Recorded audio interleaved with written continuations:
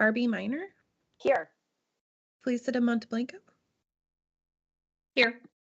Alfredo Moreno. Here. All right. First agenda item, do we have any action item resulting from executive session? This is Felicita. I move that the Board of Directors authorize the acquisition of a trail easement in the northwest quadrant of the district for consideration discussed in executive session, subject to the standard due diligence review and approval by the general manager. Do I have a second? This is Heidi. I second.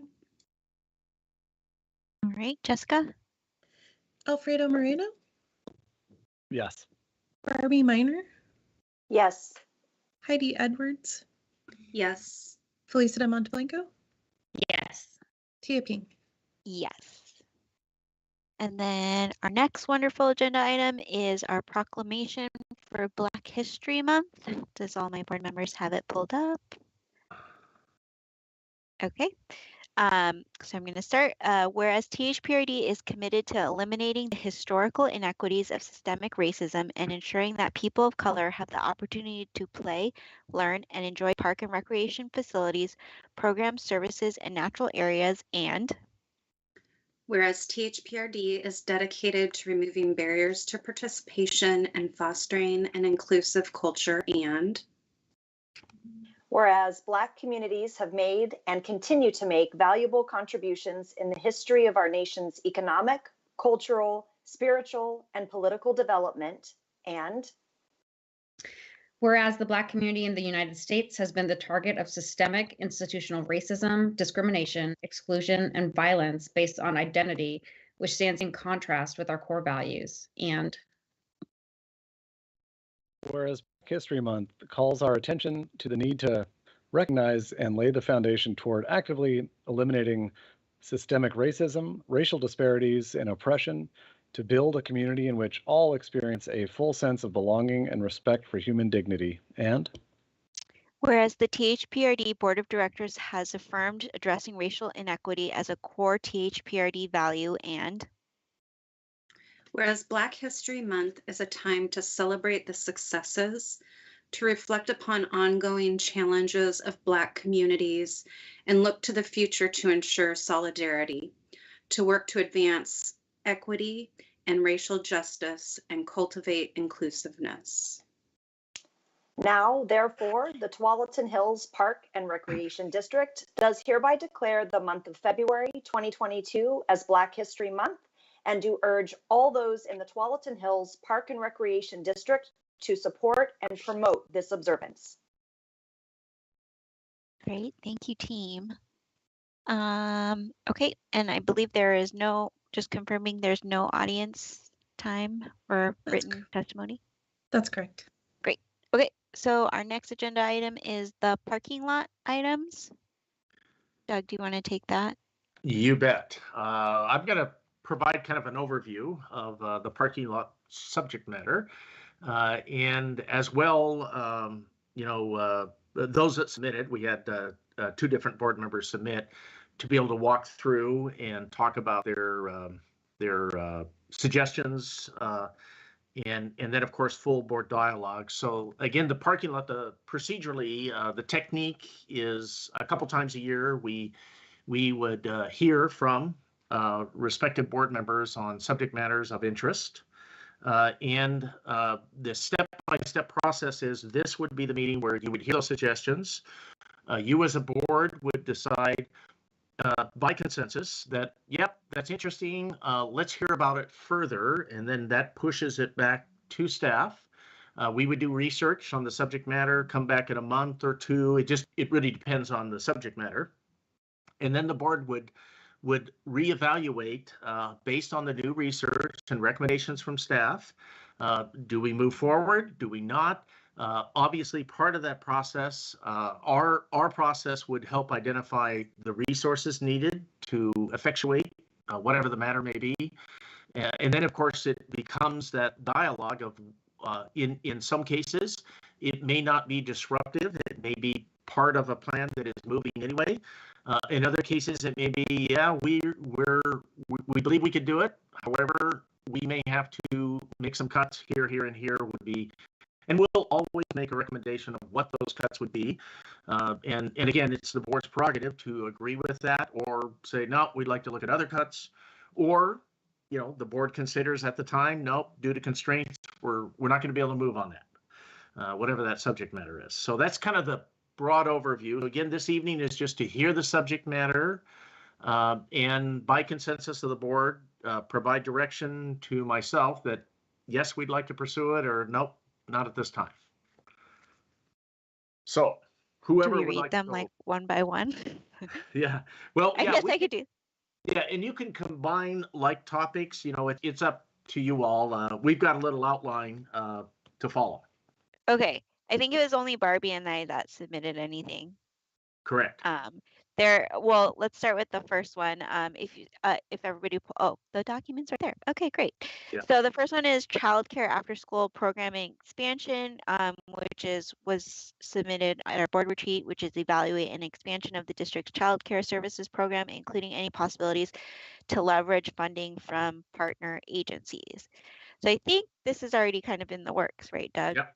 Do we Yeah, need this is a to good discuss example. more? Yeah, came back a while ago, and of course now with ARPA funds in front of us, this is an active discussion with the city and the county as well as the school district. So it is moving. Okay, so we don't need to do anything more with that. No. It's just okay. Okay, so these are some of the ones that I've put in, and I'll just talk to them. So one of the ideas that I had was drawing more pickleball lines, specifically on outdoor tennis courts that we already have, such as I think it's called Raleigh Hills, right? Is Raleigh Hills? Yep. Yeah, the upper parking and then mostly and then it kind of moves into also the permanent movable pickleball courts on Cedar Hills. That multi-sport court used to have, starting when COVID happened, movable pickleball nets. Yeah. And then they were taken down for winter, and then they just never showed up this last summer. And as I drive it like almost every day, I've noticed a lot less use of that multi-sports court. And people who have to purchase their nets, which are usually like anywhere from $50 to $100. Those are the people that are actually using the courts. And so I feel like it's an access issue for that area specifically, in that we don't have those anymore. So I've seen like I've seen less diverse people using those courts as pickleball, when before, you had to wait in line because there were so many people who are wanting to play, and all you had to do is bring your rackets, right? So that's one thing. But the more pickleball line kind of falls in line with, I mean, even when it's raining, people are playing at Cedar Hills. Like I drove yesterday, there were people, or 2 days ago, it was like all wet and people were still there, which I think, I don't know how that liability goes to THPRD if somebody gets hurt. But I guess my point saying is people seem to utilize longer the pickleball courts over the tennis courts. So I wasn't sure how much more expensive it is to draw more lines at our existing tennis courts, so that they in it themselves are more multi-sports courts, and the people who do have nets can use those ones, and then the people who don't have nets can go towards the places that do have nets. Yeah. So this is certainly one we can research. The one of the interesting facts is the nets were reintroduced come summer, but of course they just didn't survive. Okay. Because it's open and stuff happens. But it is one of the problematic things. But certainly this is an item that can be researched, and it's up to the board via consensus. Okay. So do we need to have, what do we do? Have if this is something that we should push forward? Yeah, to have staff? Yeah, it's up to the board. If you want to hear out all of these and then then I think you can come to consensus quickly on each one. Gotcha. Okay, so my next one was I would like to see, as we start to build out our programming, I would like to see some language specific classes that we offer. And I picked Spanish because we already have a Spanish preschool. We have Arcos Eros Elementary School.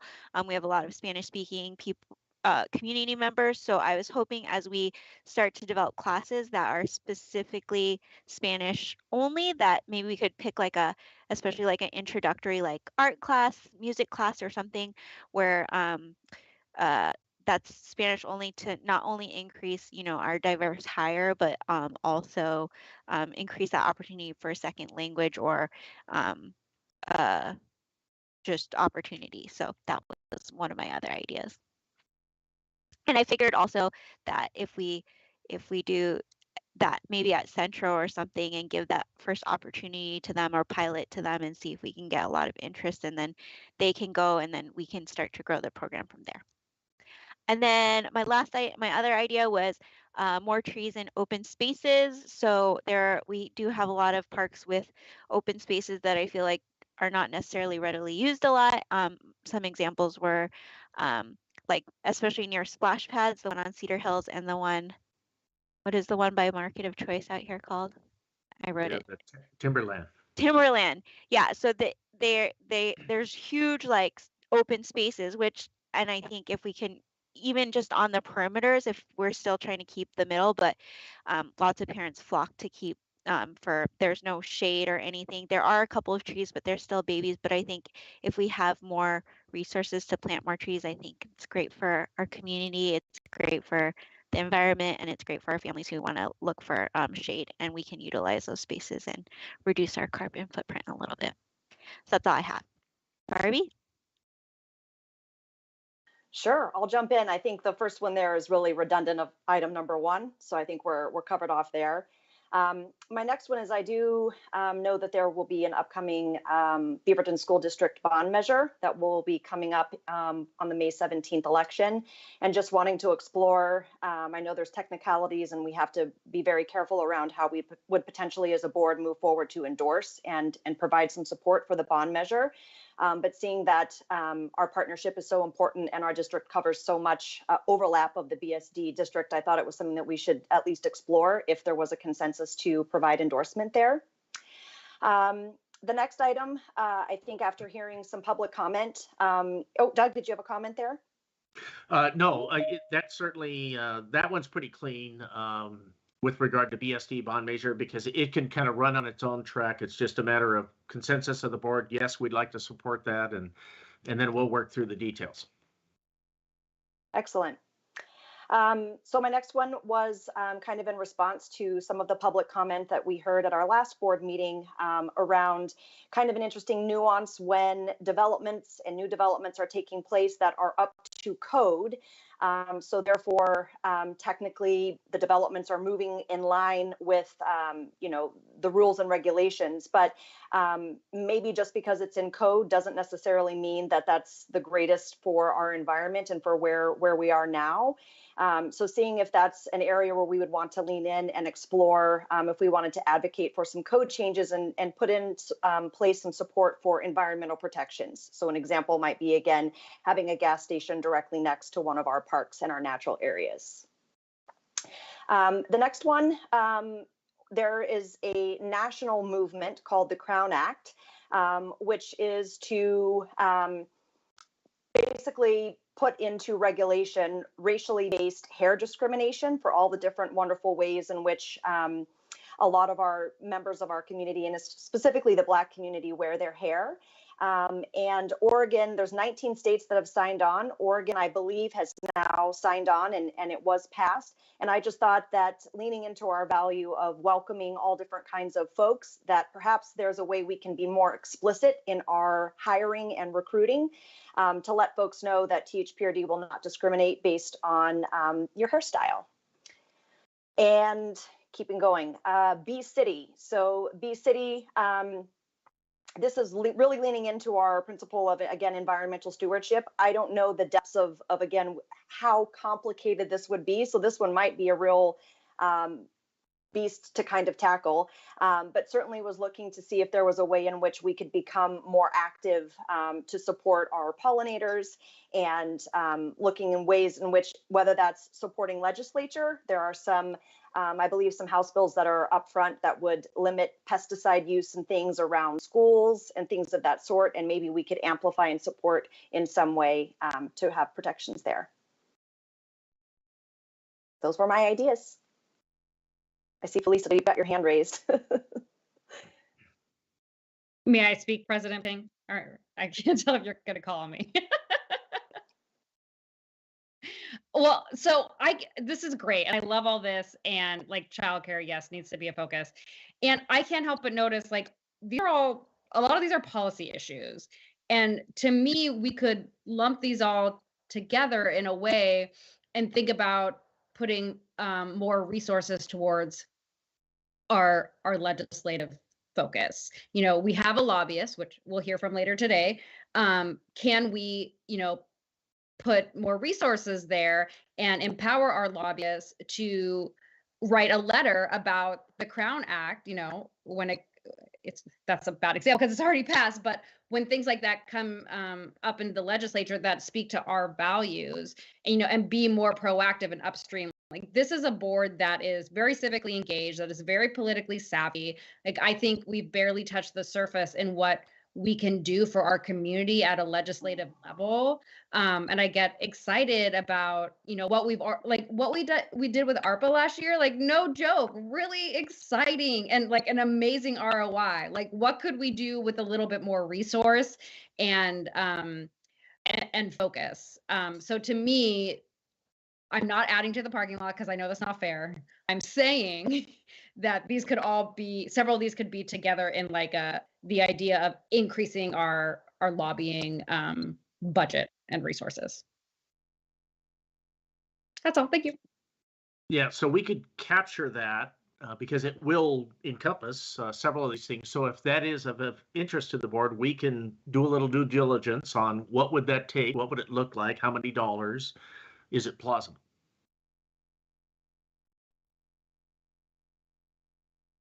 I'll just weigh in, Felicia, to say I think what an incredible way to synthesize this. Again, I'm the rookie here, so again, just learning kind of how best to be effective and to bring these ideas to light. And I think what you've highlighted there is kind of the maybe untapped potential if we were to be more aligned on that policy level. And you specifically spoke to upstream.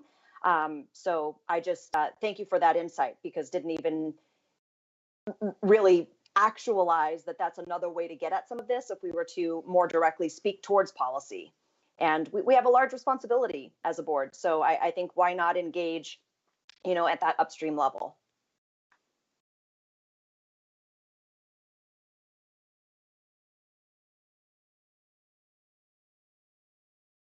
I have two thoughts, if I may. So Doug, it sounds like support of the BSD bond measure, that's something we could take out of here and do anyway. Yep. So the intent is to sort of move that and move that forward. I did also just want to reflect on if there are opportunities, whether it be coming to the parking lot here for us and staff, or actually going out to some of our advisory committees, because some of these could also fall within some of the work of the advisory committees in the sense of going for grant opportunities that they all have access to. So I want to put that out there, and I'm sort of thinking about maybe with the pickleball, if there's opportunities there with facilities to have more that advisory group to participate in that. I think they're all excellent ideas.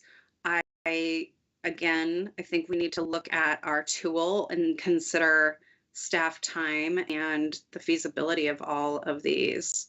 I'm also going to ask, so Doug, also the childcare after school programming, that's something we're moving forward with. So it's not up really for discussion at this point. It's Correct. The others. Correct. Yeah. And I think you kind of packaged it well again, because there's several that get into the subject matter of, types of amenities, types of programming. And I think we can use, as part of that due diligence, if it's a consensus of the board, that we go right back to the advisory committees where it's appropriate, subject matter wise, and include their input. And that would be part of our feedback when we bring it back to the board. Tia and I had previously discussed as well, and I think it would be timely to do a work session here, this spring at some point about park development. So we have a piece of property. how do we go from ground zero, purchase the property, that's done, and then where do we end up with a full-size park and all the amenities? And what happens in that process? Because that speaks to several of these that are amenity based and all the way from the landscape. How do we get there? I think it's a good one. If I may also just add, so when I was participating with the park or the Nature and Trails Advisory Committee, there was some conversation about pollinators, master gardeners, and sort of that entity, and what does that look like for us as a park district? So taking Barbie's suggestion of, pursuing, whether it's pursuing Bee City and that that jurisdiction or whatever we want to call it, or seeing if they want to pick that up as well, as it relates to pollinating and partnering with maybe our metro partners and seeing what can be done in that respect as well. And by the way, PCC Rock Creek campus is a bee campus, USA Bee campus, so we have something to fall back on if that's pursued. Yeah.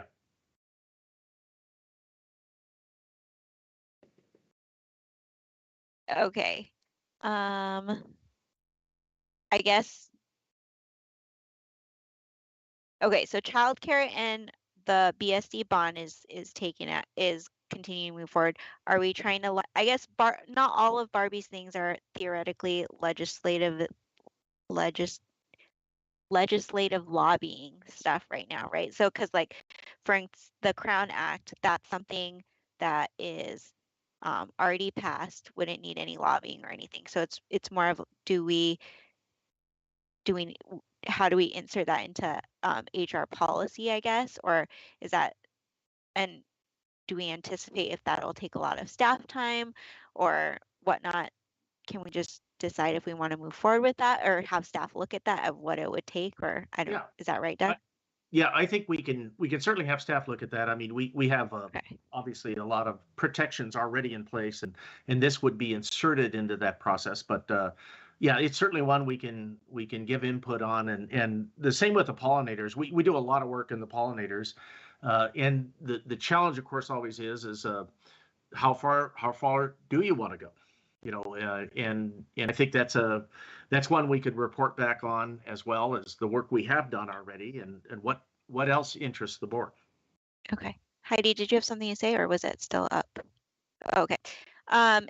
So moving up, the code changes. I mean, that's just one legislative. Is that something that we could just throw on Kylie's potential? Well, yeah, this one I read more that it certainly could be done statewide, but it also can be done locally. The county has a lot of codes, and I think this is one that would be interesting to hear. We'd hand it off to Aisha and her group to kind of play with it, do a little due diligence. What would it take? What would the processes be? How much staff resource? And that would be a good one to report back. Again, assuming there's a board consensus. Lisa?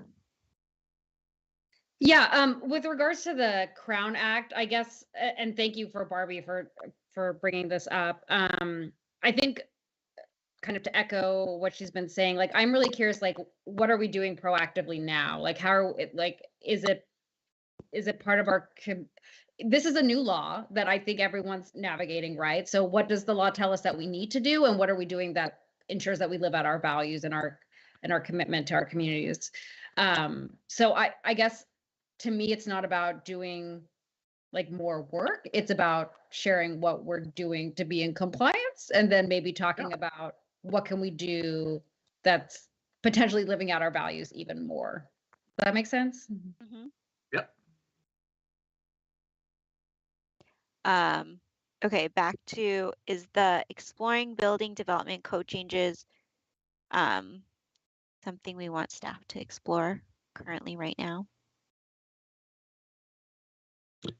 I was going to touch on that and some others, but since you asked, if I may. Mm-hmm.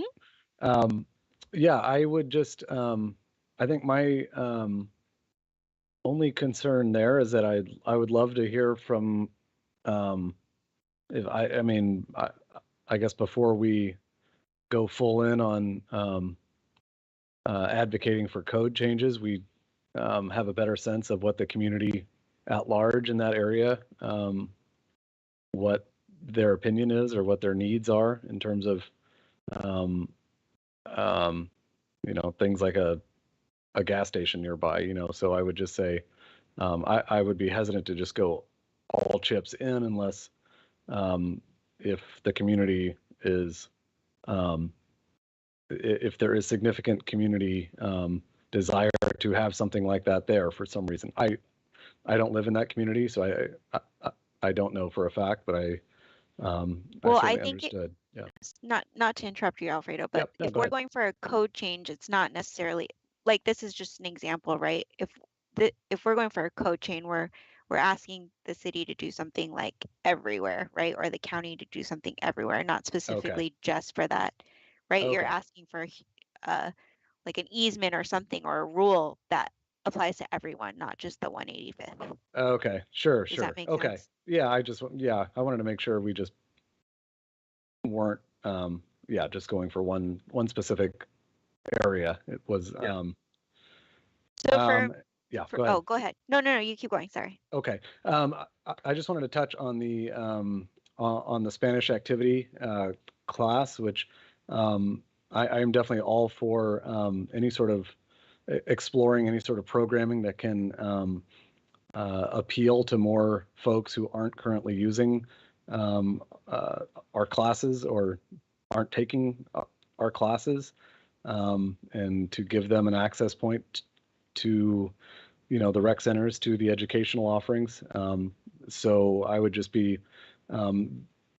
very curious how we would consider marketing those to those communities, especially if they're culturally relevant courses of some kind. I'm just thinking off the top of my head, like folklorico dancing or something like that, like making sure folks who aren't currently accessing our classes regularly would know about those and would have interest in those and would be able to would be the ones who we would be able to target with those. So that is my only comment on that one. So and I love the idea of involving the various advisory committees more on feedback on a lot of these others that fall within their purview. So Yeah, I think there's some really good cohesive work we can do. I think the fact of the matter is too, is there's a lot of work that is done in many of these subject areas. So I think part of it is reporting back to you all, program development is another great work session, I think. How does it happen? And we, as you well know, we have experts in the field, and I think that it would apply to a lot of these. It's going to generate some interesting concepts.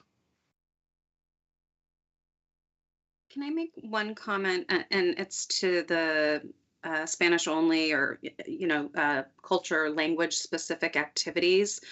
I think I heard this from you, Tia, is who are those organizations? Where are those organizations? And how can we partner with them to host maybe classes with their location, or the Islamic school down here on Shoals or Centro Cultural or wherever it may be. And so I think in the past, we've talked a lot about how can we go to the community rather than them coming to us. Like, how can we maybe, if we pursue this, how can we promote these types of activities and classes in the community, not necessarily on one of our sites or locations, or maybe within a park instead of an actual building structure. So I want to keep us open to that, because I think that also just that introduction to our services and activities in those culturally language specific areas can help us build that relationship to then further encourage, being involved in activities on our within our other facilities. Yeah. And I think, again, that's another great example. I know Holly would love to take some time right now, but we won't have her do that right now because these are some of the very activities that we're up to in terms of the engagement process. And again, another great one probably for a work session that we can package up. Okay, so what do we want staff to work on?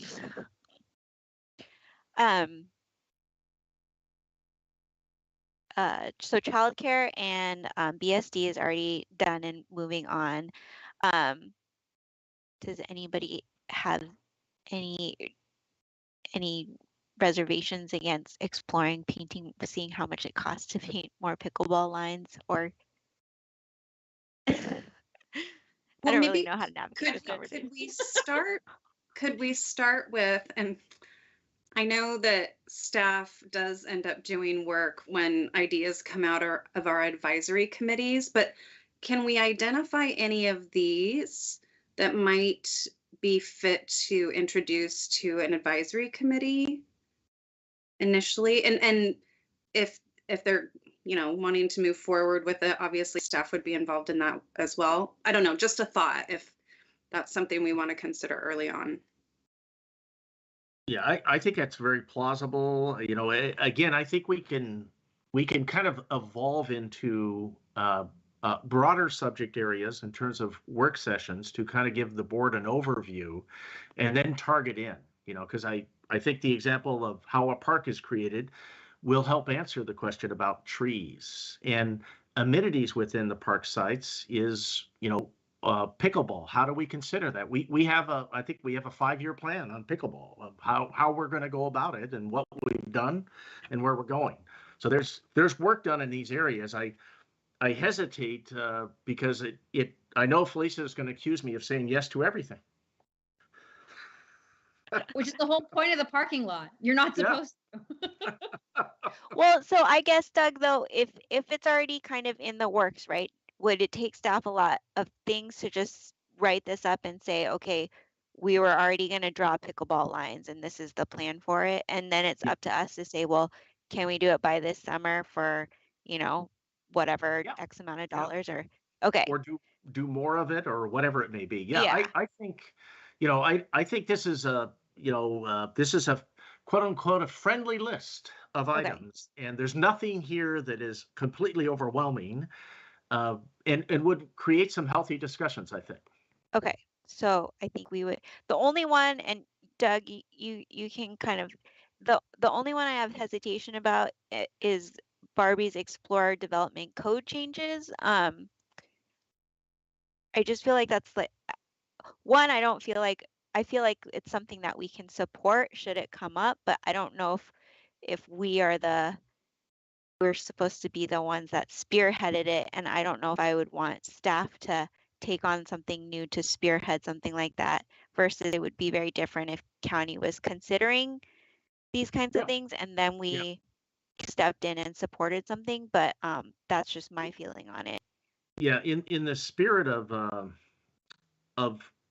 working together well, board and staff, I think this is one where Aisha and her group would actually like to speak into it because there are other code changes that we're maneuvering around. Let's pick dog parks or dog runs. Right. As we know, wow, we had to go through quite a process. Yeah. And we'd be better served. We could do a work session on the subject matter of what are some of the code things we're looking to do. And at some point, having the board engaged on that is beneficial. Okay, perfect. So it sounds like we're moving on with all of them in some way or another. Yeah, I'll probably hear about that tomorrow, but that's okay. It's just on paper and then we'll red, yellow, green, everything. Okay, sounds good. Yeah. And then, so for that, we have clarity on the board support for the BSD bond. The only fine line that we need to manage well as a public agency is it's the board members' prerogative to support and endorse. And the request we would have, because we are not to use public resources to get there, but all of these groups that are engaged in this subject area will have a template of the endorsement they would like you to consider. If you get that to Jessica, we can manage that. It's a light touch then. And it would simply be per your directive, it would be on your next agenda item for your next meeting. It can be on consent and it's easy. Great. As long as you all agree. Sounds good. Okay. Okay. Everybody got it? All right. We're going to move on to committee liaisons. Who wants to go first?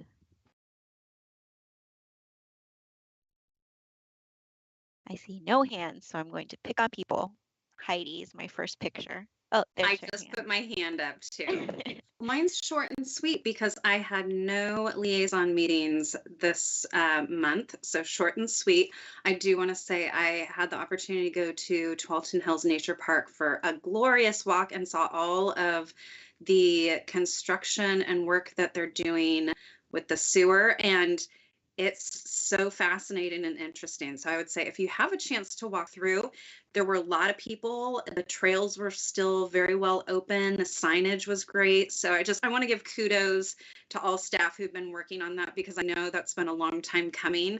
And I was really pleased to see how it's coming along. And that same day, saw a little 8-year-old who had built a fairy tent, a fairy house, and money was left in the fairy house in the nature park. So great things happen at parks. Perfect. Barbie? Sure, happy to. Let me get my little hand down so that's not annoying. So we had our kickoff for programs and events committee, and really excited to welcome a full cohort. So we did lots of introductions, and it was nice to see we even have some folks who are in high school. We've got some folks who are parents and their kiddos are in the Thrive program and things of that sort. So really excited to get to know these folks and to work with them. We were joined by Sabrina Schmidt, and we kind of did a deep dive into looking at what our preschool and childcare program look like now currently. And we kind of did a roundtable, just kind of exploring other ways in which we can continue to amplify and engage and kind of navigate this time to see what opportunities might be out there. Also shared that there likely will be some updates to financial aid, and just kind of finding ways in which to better kind of get that information in the hands of our folks so that they know that financial aid is out there and available. So was really excited to hear more and learn more about that. And then coming up at our next session, I think we will start to look at summer and really kind of take a look back at, I mean, all of these times are shifting, we know this, but with kind of looking at how programming shifted in 2021, again, due to COVID, doing a lot more smaller events and more localized rather than these big kind of things. But excited to regroup at our next committee meeting and start to take a look at what we've got going for summer. So that was it from my side. Thank you. Felicita? Nature and trails, very similar to what Director Miner shared around new members and enthusiasm and getting to know each other and understanding the role of the committee. So that was great. Also, next month we're going to talk about goals for the committee. Yay. Maybe some of these align with what's in the parking lot. I don't know yet. Stay tuned. And then with regards to pre-K for all, I sent y'all the latest slide deck that I think really highlights what families and providers are looking for, and I thought that might be of interest to folks. That's it. Thank you. Thank you. Alfredo? Yeah, I just wanted to use my time really quickly to go on the record to say how glad I am to have Eileen Kravitz back in action, Executive Director of the Tualatin Hills Park Foundation, back to work on Monday, and just wishing her all the best, and that's all I wanted to say. So thank you. All right. And then I have nothing for this month, so we will move on to consent agenda. Do I have an action for that? Yes, I move that the board approve the consent agenda as submitted. Do I have a second? This is Heidi, I second. Great. And Jessica, can you call vote? Alfredo Moreno, Yes. Felisa Monteblanco, Yes. Heidi Edwards, Yes. Barbie Minor, Yes. Tia Ping. Yes. All right. And then next we are moving to General Manager's Report. I think we have Holly and Juan first. You bet. Holly's going to kick it off. Okay, good evening, board members. I'm here with Juan Caez, and I just want to introduce Juan and welcome him officially back to the district and to his first board meeting presenting with the board of directors. You may know Juan from his many years at the Athletic Center. He was a program coordinator and did many good work for us over at the Athletic Center. He took a break from THPRD and came back in November to be our financial aid specialist. So this position was filled for about 6 months, and then it was vacant through the pandemic. And we're so blessed and so lucky to have Juan back. I have to say he has the heart of a true park and rec professional, and all of his knowledge of THPRD, all of his inside sense of how to best serve folks and his like ins and outs on the leagues has been incredibly helpful in this role. And he is just, we'll talk, don't ask too much about how Centro is going right now, but he and Lulu are leading Centro and they are so busy this week, and we've made lots of innovations that we'll talk about later with you. Juan has been in the kitchen helping cook up those ideas, and it's even more impactful than it's been in the past. But tonight, Juan's going to outline for you a number of changes that we've made to the financial aid program. These are policy changes that are general manager policy level. So these were able to be worked and signed off by Doug, and they are in effect now. They took effect at the beginning of this month. Many of them are following through on our commitment to the 2019 scholarship program assessment. And a lot of these ideas came from the community that we serve themselves. So lots of good work happening, coming really quickly, and so grateful to have Juan on board. We're blessed to have him. And Juan, please take it away.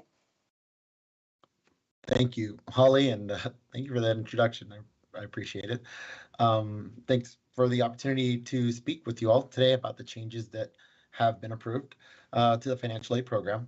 It is a really exciting time to see us update our 2017 policy to match our current practices and introduce new changes, many of which, like Holly said, were recommended in the 2019 scholarship assessment. As we move to the next slide, I'll give you an overview of the financial aid program. Sorry, a lot of talking this week. The financial aid program has its origins in 2007. There have been no significant changes to the policy since then. The policy document itself has not been updated since 2017. And the reason we're doing the work to update the documents and policies come from two main sources. Our work with CAPRA has made us focus on examining and updating all policies at the district. And specifically for the financial aid program, we want to incorporate changes that were called for in that 2019 scholarship assessment.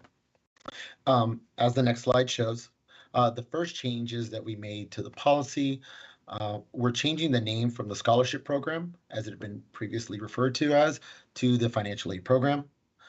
Next was updating the policy with current practices. This includes allowing all members of a household to have access to scholarship funds, that the funds would be distributed as a lump sum once an applicant has been approved, specifying that funds are distributed on a virtual gift card and that funds will expire 1 year from the date they are issued. We then removed procedural language that was in the 2017 version, like where files were saved, how to name files, and making sure that this document focused on the policy and not the procedural steps.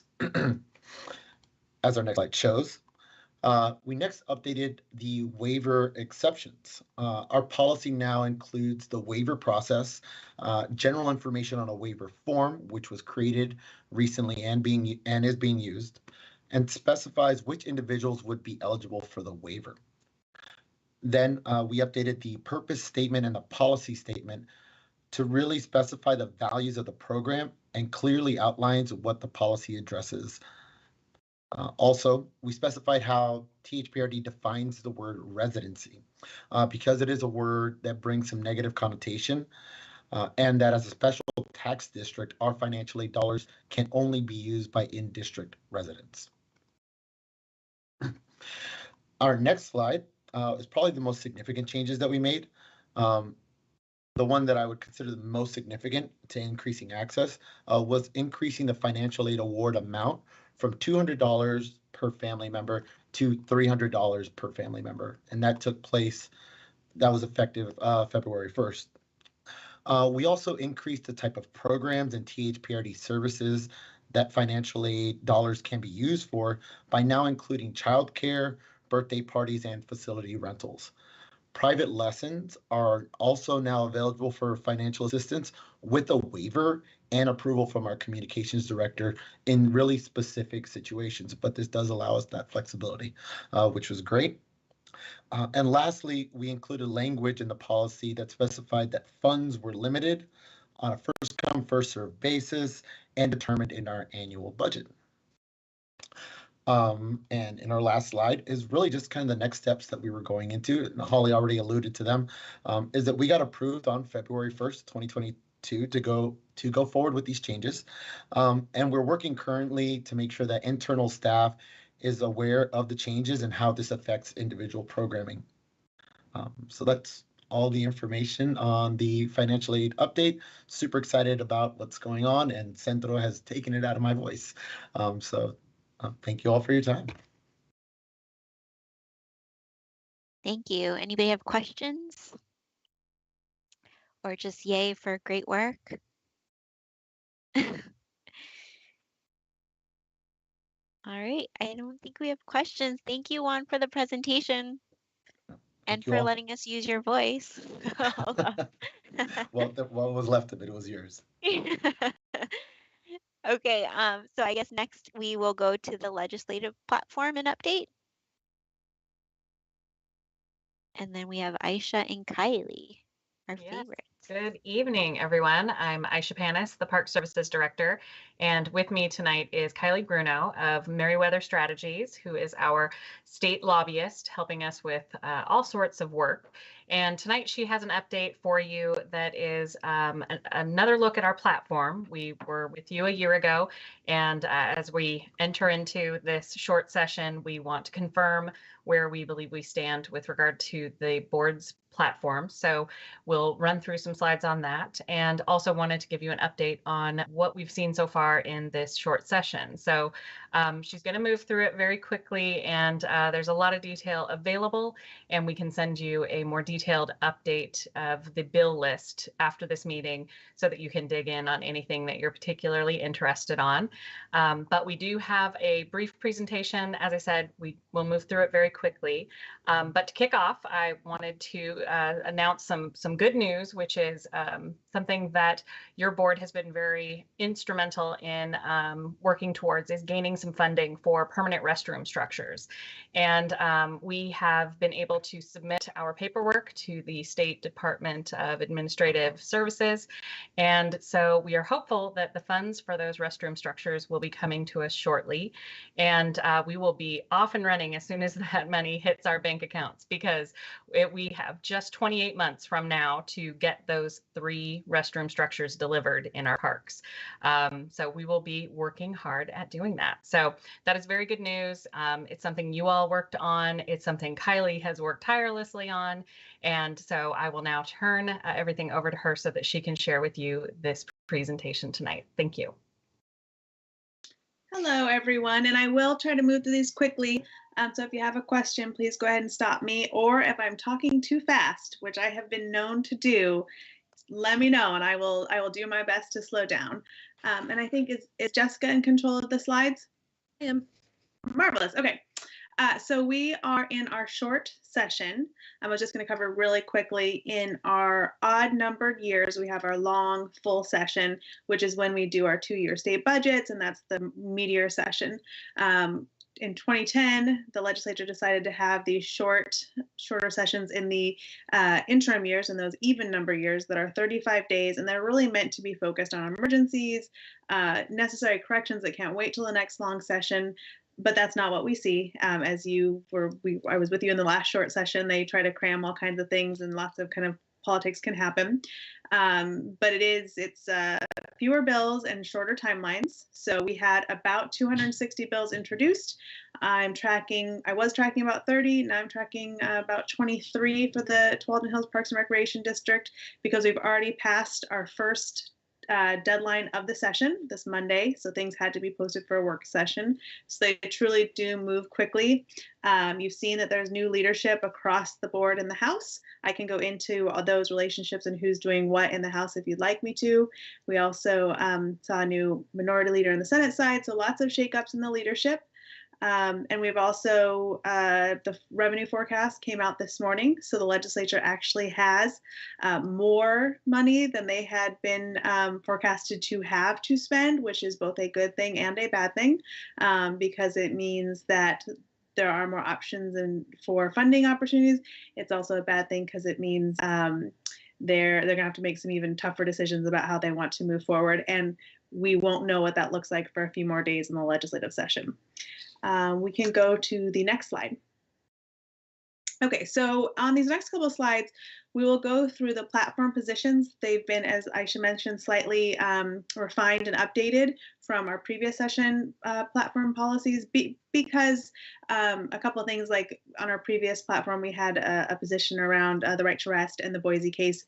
That issue has kind of been dealt with now, and it's no longer something we need to address. And so we removed that from our platform and kind of put in there what we think are the most relevant issues for us to look at. So I will go through those quickly, and I will let you know which bills I'm tracking under which of those policies, and we can go into more detail at the end if you would like.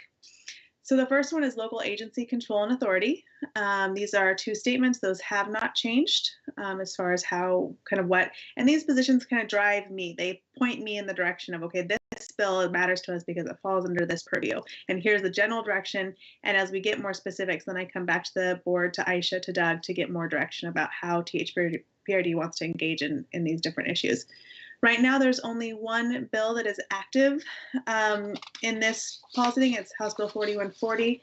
It has to do with public meetings laws and putting the Oregon Government and Ethics Commission had authority not only over executive sessions, but the full public meeting. This bill has a lot of opposition to it by almost every kind of association that has a board, be it school boards, be it special districts, be it local governments, League of Oregon Cities, Oregon counties. So this bill does not look like it's likely to move. I know Representative Neron is keenly interested in making sure that disadvantaged individuals have a recourse, have an easier path to address when things are going wrong on a board, which oversees some part of their lives, which we agree with. And I believe she'll probably bring this up over the interim with those different associations to figure out what is the solution we need to be pursuing in this on this issue. So unlikely to see it pass this session, likely to see it addressed in the future. We can go to the next one. System development charges. Again, those 4 bullets of guiding me have not changed. Remember, this was a very large issue in the 2021 session that we were deeply engaged in. Janine Rustad, formerly with the district, was a great advocate for us on the work group that dealt with this. It turned into what had been kind of getting into some really nitty-gritty policy around SDCs, turned into a bill that is doing a more comprehensive study to really let's get a good look at the problem and have a better understanding before we start making changes to the policy. House Bill 4114 is just an extension to the deadlines from the bill that passed in 21. The study was to have been done by now. It's just now getting started. So they had to extend the deadlines so that there will still be a report back to the next long session. House Bill 4063 has to do with how a local government and a developer determine substantial completion of a residential development. And the reason I put this on here and why we're tracking it is because it could impact when system development charges are assessed or collected. Right now, it really hasn't really gone down that path, but I'm watching it closely to see if it will start to impact that, and it might be something that THPRD would like to engage with. We can go to the next one. Am I talking too fast? Am I doing all right? Okay. The next one is COVID-19 Relief. So there were 4 policy bills that had been introduced that were definitely on the side of prohibiting any sort of discrimination based on your vaccination status. All 4 of those did not meet the first deadline of being posted for a work session, so they have all died. And our policy here, our statement, direction here is really about funding, actually, and we haven't seen a whole lot of that. It is interesting because the short session isn't about the budgets so much. Like this is not that session that deals with the agency budgets and whatnot. But with the revenue forecast coming out this morning, and the Ways and Means committees are going to start to pick up as the policy committees move through all the bills quickly. So we will start to learn and see more about what sort of funding proposals are out there and where THPRD might be interested. So that is something that you will expect to see back from me as we get a little deeper into this short session. Next slide. Funding. So this is similar to what I just said. We don't have the big agency budgets. We don't have a lot of those big funding bills because it's not that kind of that session that does that. However, revenue forecast, there is money to spend. There is going to be a capital construction hearing of the Subcommittee of Joint Ways and Means. We will start to hear more about the governor's proposal she's put together around workforce and workforce development. So as I get more details on those will be shared. One particular bill that we did flag and are following both THPRD and ORPA, which is the association we belong to, Parks and Rec, is House Bill 4130.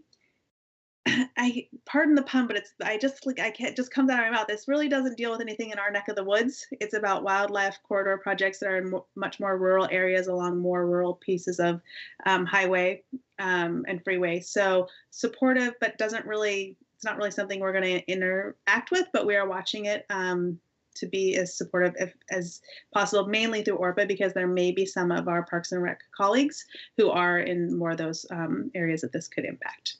So next slide. Okay, so childcare, and I was able to come in and heard a little bit of the conversation here. We are watching and kind of flagging different childcare bills.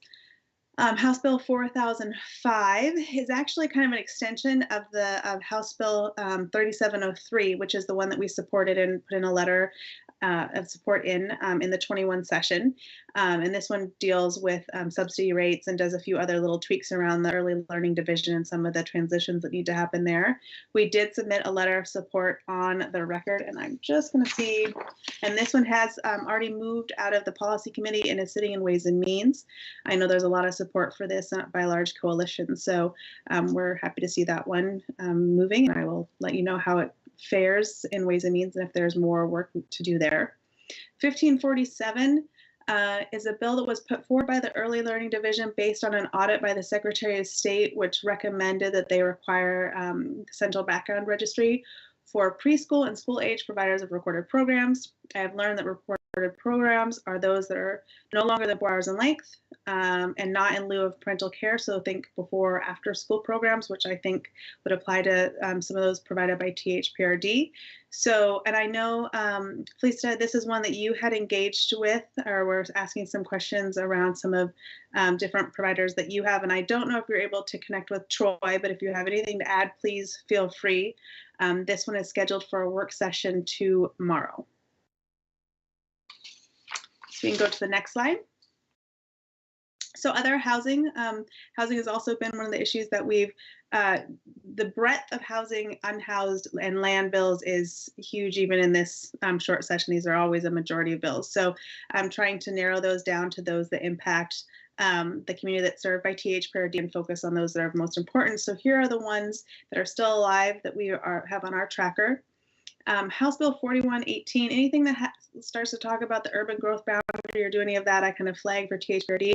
I am not as smart as your staff, so I really look to you to tell me what matters to us. However, on this bill, it's actually probably going to turn into a study bill. So I will forward that information as we have a better sense of what that study will look like, because I think they're really trying to do maybe a more comprehensive study about UGB and the issues that it can create and different things there. So we'll keep the district updated on what that could look like. 4123, this is about really interesting concept led by a legislator out of the Bend area, and creating coordinated homeless response systems, which is a very innovative way of kind of trying to connect the different services in any area to support the unhoused. And this bill will provide $1 million to 8 different areas, which are named in the bill and none are in the THPRD area, but flagging it and watching it because it does provide interesting and new ways of thinking about how local governments, nonprofit partners, stakeholders, and folks, in my mind, like THPRD, could come together in these kind of response systems. So watching this one as well, just to monitor what that can look like. 1535 I have on here because it is a study bill about housing. That generally means if there's a study bill that it's a placeholder for some other idea. So want to keep an eye on it in case it becomes something we might care about. 1536 is a bill about keeping landlords from putting too heavy a restriction on different air conditioners and purifiers. And this is another one where actually Felicita was involved and provided testimony about what was experienced in this last summer with the heat and the role that THPRD could play and did play in providing cooling centers, but noting that that's not a permanent answer. And we're not where people should have to go to be able to get to a spot that is safe and healthy and a cool temperature, especially overnight, or if they have pets or all the different things. Felicita did a wonderful job making those points with the committee. So next slide. So then there are a number of other bills that have to do with workforce, HR, contracting, union. One of the bills you were earlier talking about, the Crown Act. In the last session, it had been the Crown Act, and then the cash about public accommodations must accept cash or coin for certain goods and services and not only cards. That part didn't move forward last time. It does look like that piece of it, that cash accommodation, may move forward this time, but it has exemptions to that requirement so that internet, online sales, different types of pieces, different types of interactions can still be card only, as long, and for some of them, as long as you have a cash option. We looked at it, Aisha and I, at part of the ORPA meeting, and so we think with the exemptions it really addresses all of our needs, even including some of your colleagues who have the kind of the campsites out in more rural areas that really can't have a cash box. So watching that one, and I just thought that was interesting because it connected to the Crown Act that you were discussing earlier. It also, this one is where we talk about like the smoking ban around public buildings is going to increase from 10 feet to 25 feet. You had mentioned pesticides. There's a bill about pesticides, though the one that's being heard this session is really more about some internal rulemaking authority to the Department of Agriculture around what kind of licenses they can have authority over. So not getting at what you were talking earlier, but pesticides are one of the things that we keep our eye on as I go through all the bills. So that's just a very high level of the bills. And if you have interest in something specific, hear of something that you want to know if I know about or if I'm tracking it or any of those kinds of items, please bring it to my attention. Hopefully I've got it, but there are things that I'm not aware of that either I didn't know it kind of fell in our purview or may have escaped my reading. So I'm always open to anything that you're hearing or wanting to know more about. Please always bring those to me. And then this last slide talks about a little bit next steps. One of the things that Aisha and I had brainstormed was to provide an update to our legislative delegation. So we have, I forget the number now, is it like 9 or something different legislators that touch at least some part of the district. And we regularly kind of provide them updates or connect with them. And so wanting to do that again with just a general update about the district and also share with them and toot the horn of the district, because there's been some really lovely accolades that you've received that we want to make sure they're aware of the good work that you're doing. And so being able to put that out during session and have a reason to kind of remind them that we're here and we have, we want to be part of the solution, but we also probably have some good ideas about areas that they could look deeper into. I do provide, as Aisha mentioned this week at the beginning of my presentation, a bill tracker, a bill report that I provide to her that has kind of it has the bill number, a brief summary, and kind of any action that's taken place so far on that bill. And then there's a spot for you or whomever to give a little feedback or ask questions or whatnot. So there is that opportunity as well. And I provide those regularly. Though during the short session, it's kind of fast and furious because they, 2 days later, something may have already died or, but I'm trying to keep up with those and make sure she has that information as quickly as I can. And then lastly, questions. I went through that all very fast. And if there's a bill that I didn't go into deep enough or something that's out there that I didn't touch on, I'm open for whatever questions based on whatever kind of time you have for that. All right. Does anybody have any questions? Heidi.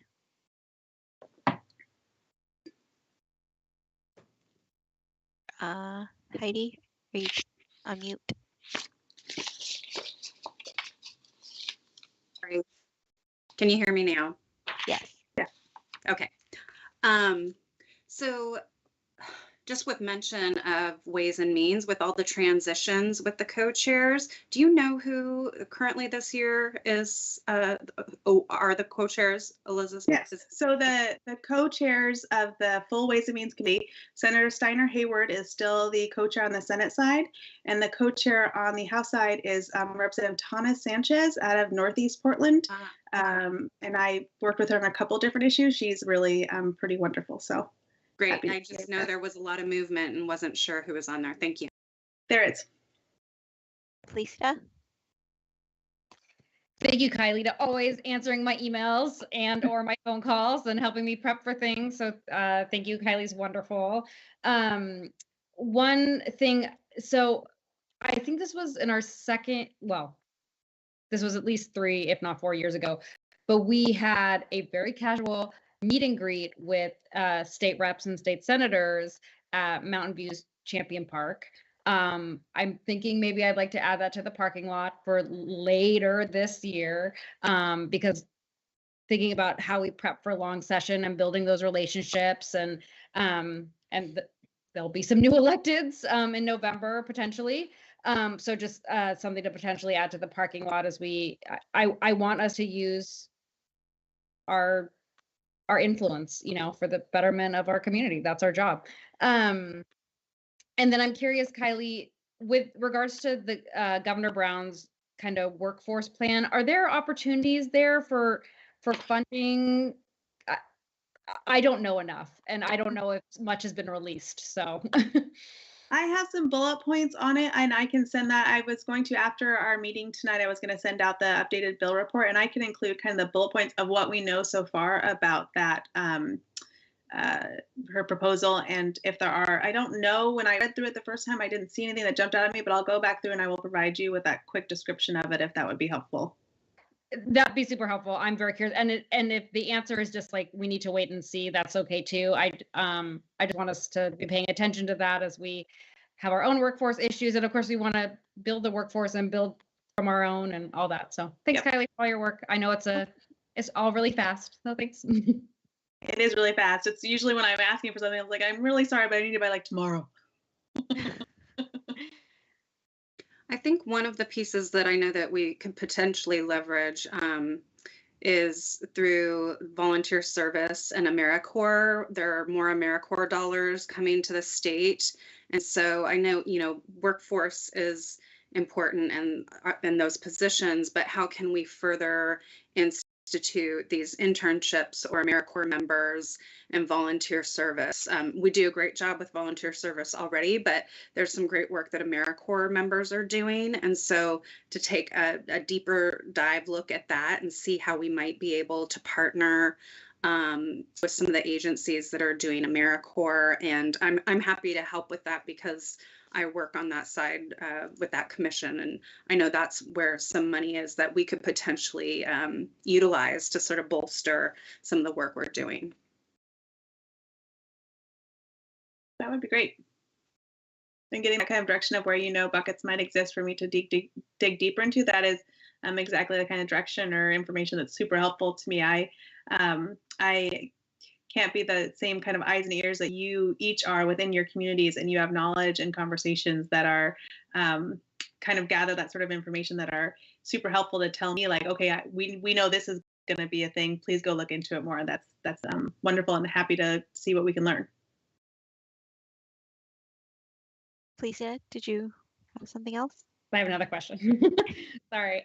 So Kylie, let's say we want to do something proactive for long session. Maybe we want to do it in partnership with the city. Maybe we want to do it in partnership with our friends in Bend.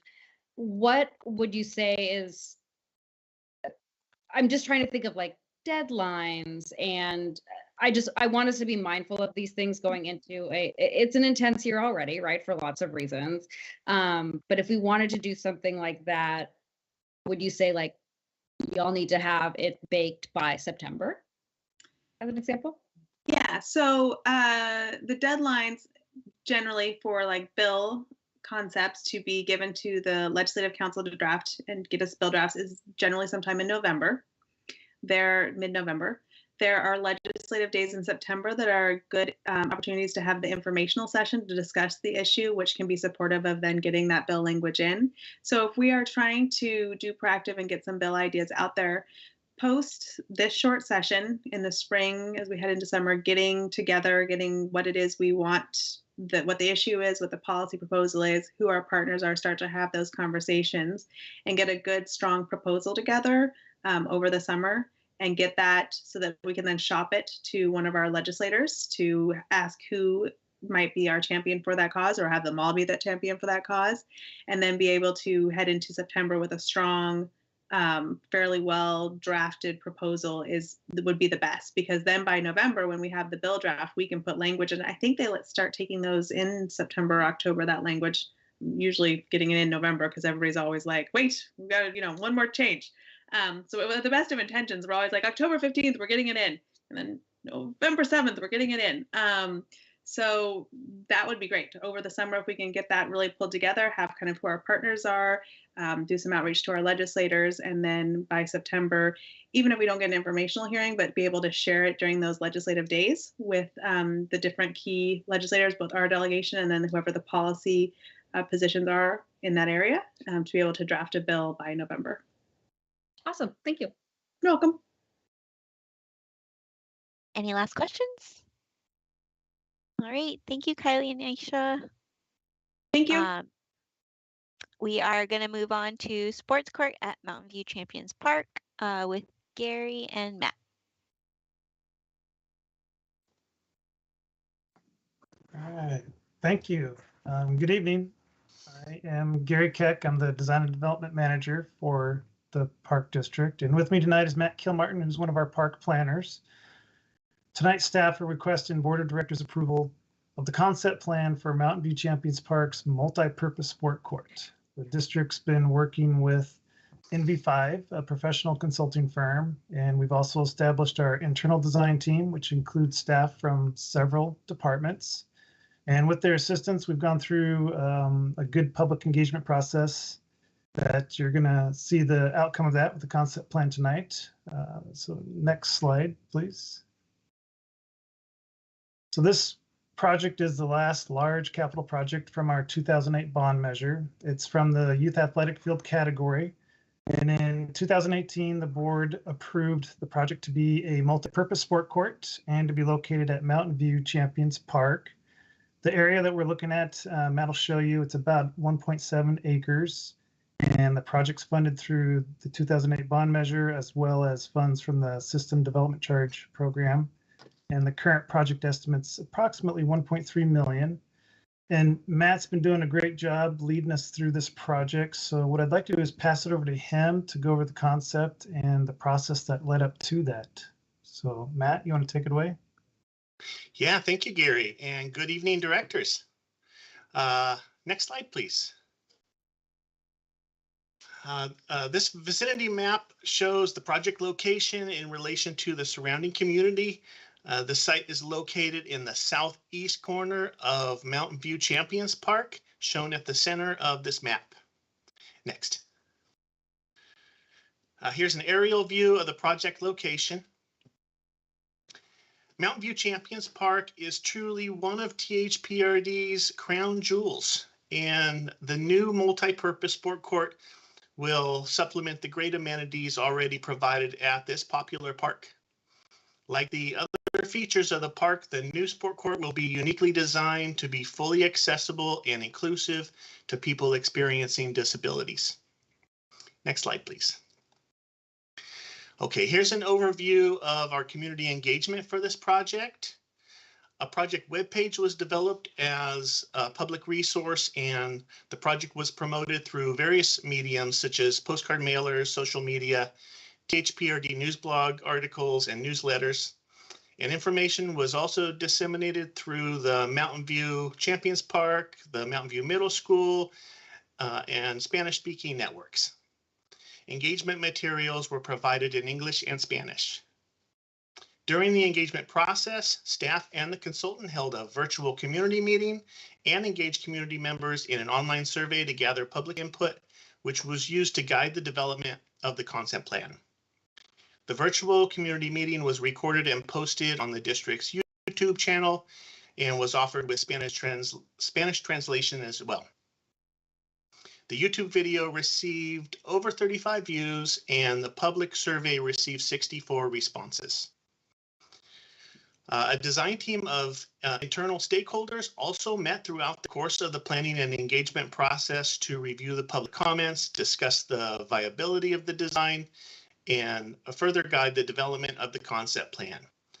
The preliminary concept plan was also shared with the Parks and Facilities Advisory Committee and management team for comment. The preferred concept plan is the result of the responses and suggestions collected throughout the engagement process. Okay, on the next slide, here we're looking towards the site in a southeasterly direction. In this picture, you can see some of the existing athletic fields, the main parking lot for the park, and the main entrance off of 170th Avenue. The large picnic shelter just to the west of our site, to the right of our site, and the community gardens just to the north of our site. Next slide. So during the initial design process, the consultant inventoried the site conditions and developed a site assessment plan to identify the opportunities and constraints of the site. And based on this analysis, the design team then assessed a series of preliminary concept options to determine a preferred concept plan that best reflects the inherent qualities of the site and input from the community. Next, please. Okay, here's our preferred concept plan. Highlights of this plan include the sport court and walkways are barrier-free. Design examples of this are wide access paved pathways with soft angle turns, soft slopes and grades, no steps, and the most direct and shortest routes to and from the sport court with easy to read wayfinding signage.